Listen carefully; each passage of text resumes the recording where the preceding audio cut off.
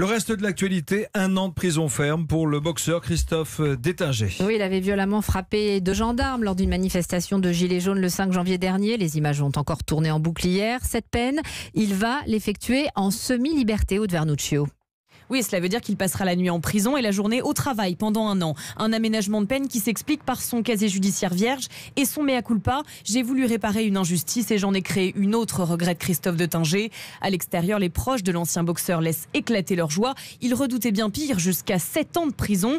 Son avocat, Maître Viguier, est plus mesuré. C'est une peine très lourde. Si vous me demandez de considérer qu'il a été jugé comme l'aurait été n'importe quel autre gilet jaune qui aurait porté des coups à sa place, sans cette médiatisation, sans qu'il fût un ancien champion de France poids lourd de boxe, je pense que la peine aurait été moins lourde, oui. Justice a été rendue, tweet alors Christophe Castaner, à peine la sanction prononcée. Satisfaction aussi du côté de l'avocat des parties civiles, Maître Morel. C'est une décision équilibrée qui a du sens. Les victimes sont reconnues comme telles. Monsieur Détinger est interdit de manifestation dans Paris pendant 6 mois. Donc nous sommes très satisfaits ce soir. 40 jours après les faits, l'un des gendarmes n'a toujours pas repris le travail. Christophe Détinger devra d'ailleurs verser 5 000 € d'indemnité aux 2 victimes. Aude Vernuccio, et vous vous souvenez qu'en réaction à la cagnotte de soutien à Christophe Détinger, une autre cagnotte avait été lancée pour les forces de l'ordre et les pompiers blessés.